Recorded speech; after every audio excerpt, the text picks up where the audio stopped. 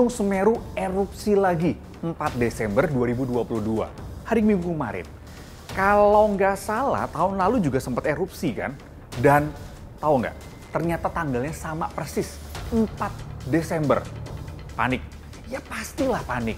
Tapi di antara kepanikan itu ternyata ada beberapa warga yang enggan pindah, enggan dievakuasi, dan mereka tetap aja bermukim di kawasan yang rawan bencana, rawan bahaya aliran awan panas.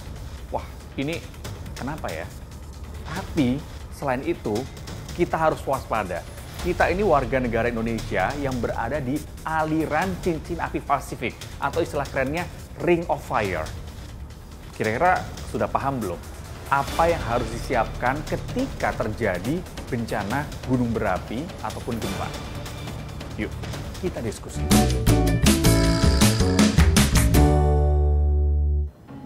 Gunung Semeru ini sudah erupsi sejak dini hari sampai pukul 6 pagi, tanggal 4 Desember 2022. Nah, akibat dari erupsi muncullah awan panas yang mengalir sejauh 7 km ke arah tenggara.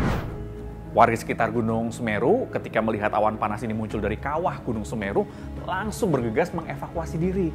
Tapi ada juga yang nggak langsung evakuasi, mereka bertahan sejenak mengamati arah angin.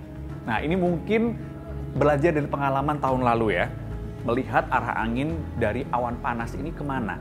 Ketika sudah tahu arahnya kemana, mereka baru mengevakuasi diri menghindari aliran awan panas tadi. Berikut saya akan cuplik wawancara dengan Bupati Lumajang, Tori Kulhak. Ya, peningkatannya mulai dini hari ya, sekitar jam 2 sudah ada indikasi peningkatan. Jam 3, jam 4 sudah dilaporkan APG-nya sudah mulai turun. Jam 6, jam 7, jam 8 sudah ada percepatan APG turun. Hingga jam 11, jam 12 tadi yang sudah berjarak 10 kilo dan kemudian ditetapkan sebagai keadaan awas. Jadi sekarang ini Semeru dalam keadaan awas sambil kita terus memantau kondisi keadaan di lapangan. Gak semua warga mau dievakuasi.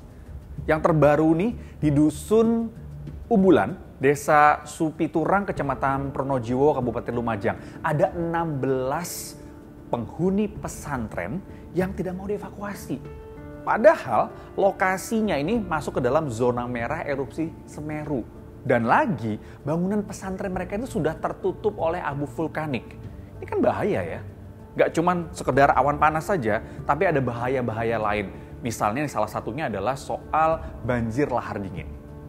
Enggak, nanti kalau betul-betul stabil dan masyarakat sudah bisa kembali ke rumah masing-masing, ya kita akan kembalikan ke rumah masing-masing, tentu dengan pemantauan yang intens, karena dengan mengendapnya material erupsi itu memungkinkan akan terus mengarah kepada beberapa aliran lahar yang semakin jauh.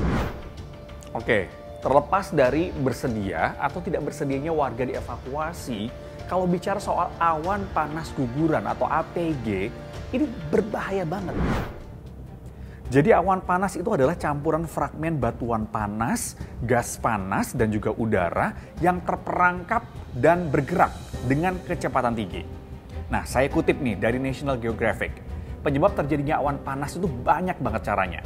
Pada umumnya tapi, ketika kolom lava, abu, dan gas yang dikeluarkan dari gunung berapi selama erupsi kehilangan momentum ke atas dan jatuh kembali ke tanah.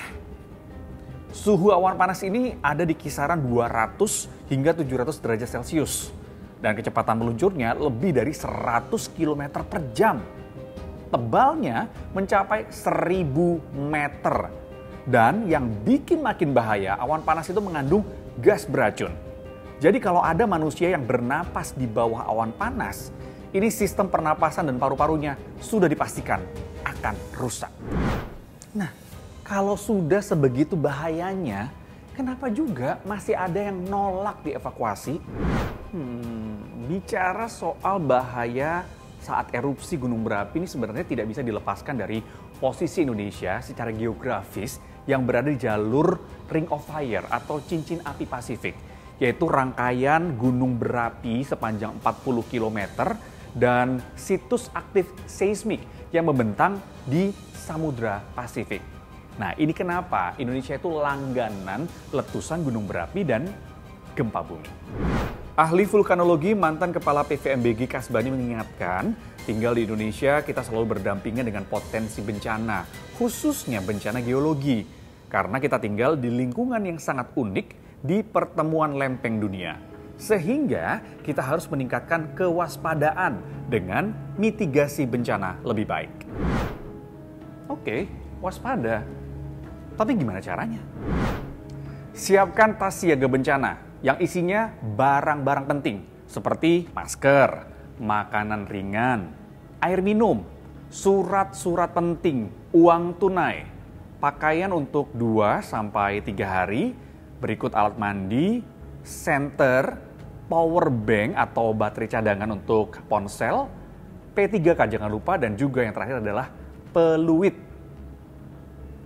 Penting nih, agar kita bisa bertahan sampai pertolongan datang. Oh ya, jangan lupa letakkan di tempat yang mudah dijangkau. Sebenarnya kita, masyarakat Indonesia itu sejak dulu sudah paham kok bagaimana caranya hidup berdampingan dengan alam. Muncul kearifan lokal yang ada. Dan kearifan lokal ini bisa dipadukan dengan kemajuan teknologi untuk menjamin kesiapsiagaan kita terhadap bencana saat itu terjadi. Dan kesiapsiagaan ini tentunya bisa jadi bagian kehidupan kita sehari-hari. Sampai di sini diskusi. Saya Jati pamit.